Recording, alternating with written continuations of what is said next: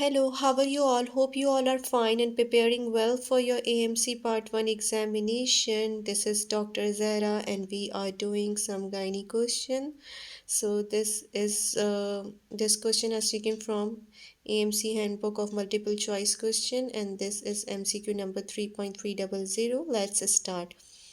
A patient who has had three successive spontaneous abortions attend at 12 weeks of gestation in her fourth pregnancy.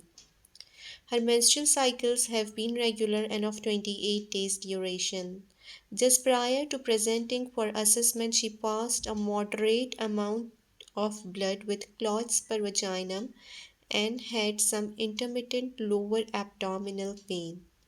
On vaginal examination, the cervical canal admitted one finger readily, and bimanual examination shows a uterus compatible in size with a pregnancy of only 8 weeks duration. Which one of the following is the most appropriate next step in the management? A. Pregnancy test. B. Serum beta HCG level. C. Curettage. D. Vaginal ultrasound. E. Cervical ligation. So option A and B is wrong option. Why? Because they already mentioned in the second line that this is her fourth pregnancy.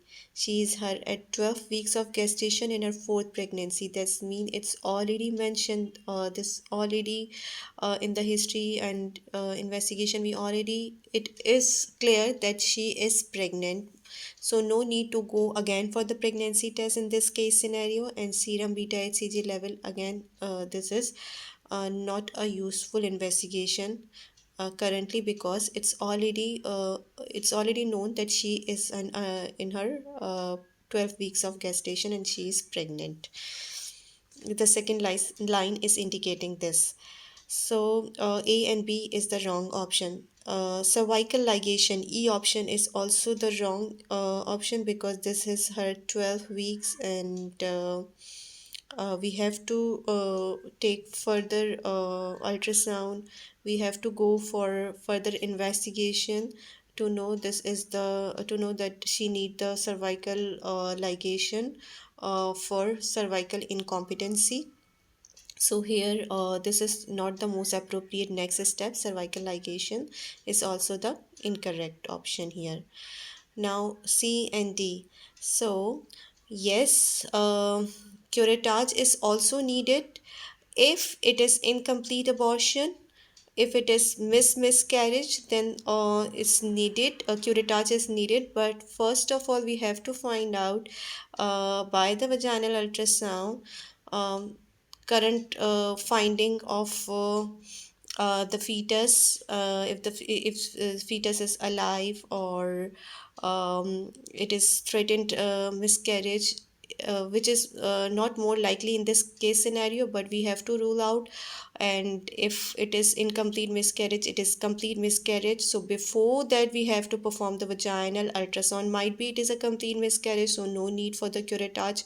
Might be she will pass out all, she is in the phase of passing out all the reproductive product of conception.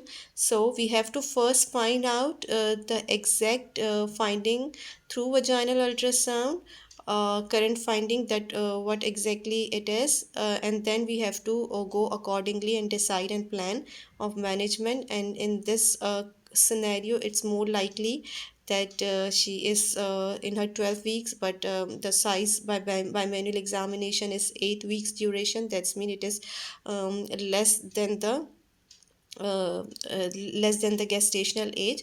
Most likely it is incomplete miscarriage. So the curettage should be the plan of management. But here they are asking which one of the following is the most appropriate next step in the management. So next step in the management, it should be a vaginal ultrasound.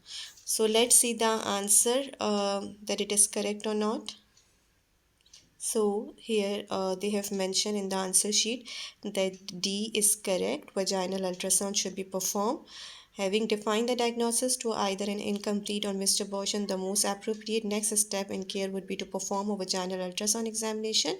And as if this show product of conception are still within the uterus, curettage would be required, whereas if the uterus was emptied, the procedure would not be necessary. So accordingly, we have to plan the management. So here in this scenario, we have to perform the vaginal ultrasound. Thank you very much. Hope this is clear to you. And in case of any question, please message in the comment box.